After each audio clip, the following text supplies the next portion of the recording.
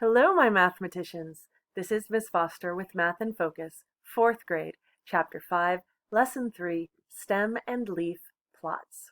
Making a stem and leaf plot is another way to organize data so that you can find data landmarks. I love this system of organization because it's based on place value. Each stem will represent the digit in the tens place, and each leaf is a digit from a single ones place. What do I mean? Let me show you.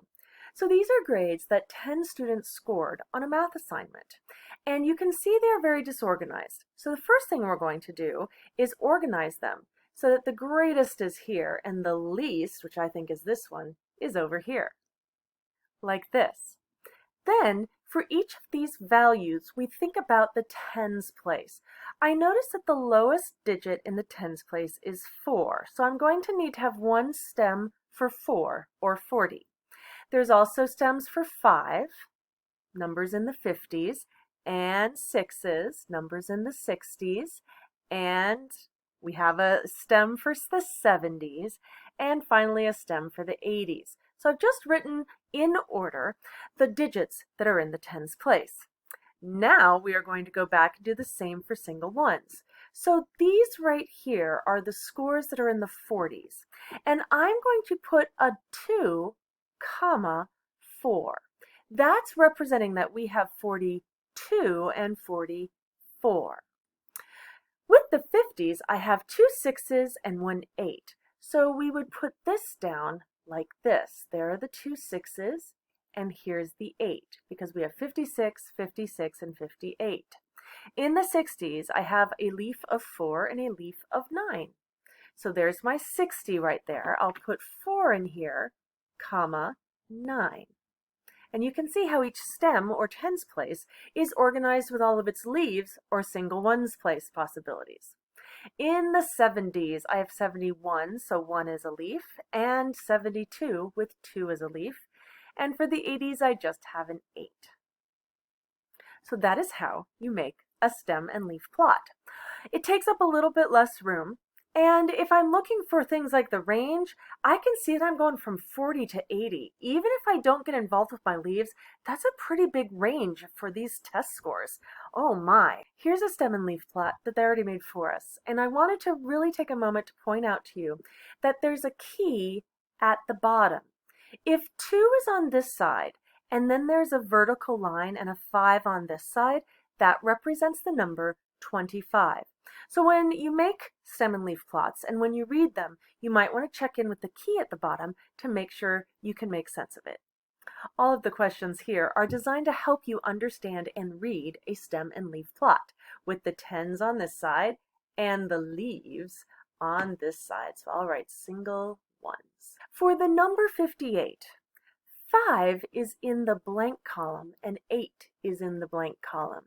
Well, we could say that it's in the stems column here, and then 8 would be with the leaves, like this. It says the stem 3 has blank leaves.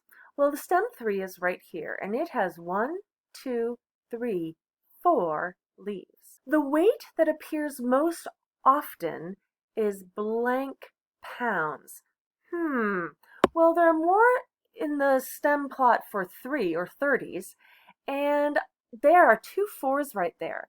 So I think 34 pounds is the mode. It is the most often appearing weight of crates of potatoes.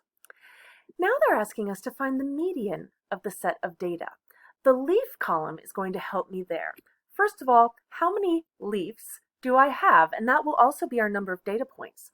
1, 2, 3, 4, 5, 6, 7, 8, 9. The median is right in the middle. So is there an addition double that gets closest to 9 without going over? That would be 4 plus 4. And that will leave 1 in the middle for the median of a data set with 9 leaves, or 9 data points.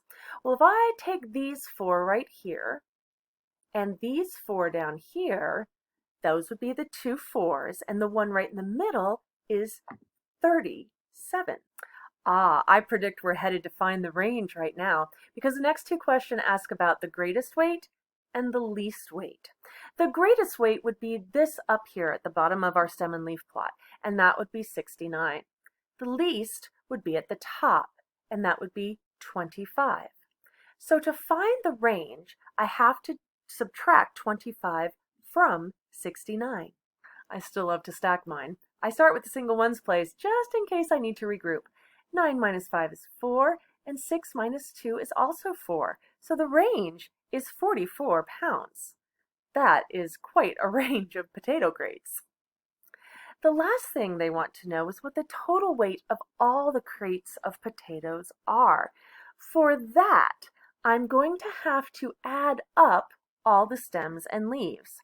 How can I organize this? To be honest with you, I just needed some more room to work on this. So I copied our stem and leaf plot here. We've got to add together all 9 of our leaves. And so that would be adding together 25 plus 30 for the 3 and the 0, plus 34 and another 34 because that represents what's represented right here. We'll need a 37. And you know what? I'm going to add that stuff together and then start a new column because that works better on my smartboard right now. All right, I took care of the 20s and 30s. Now I need to get the 40s, 48, and the 50s, 52, and 58, and finally 69. Now it's time for us to do some addition. Pause the video here, get a piece of paper and a pencil, and go ahead and add all of these values up. If you want to put them all into one long column, you can, or you can do it in 2 steps like I will. Take a moment and add them, and we'll see if our answers are the same.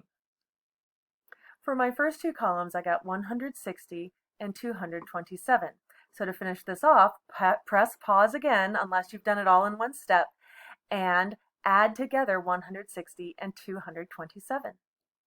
Friends, stem and leaf plots are a great way to organize data based on place value.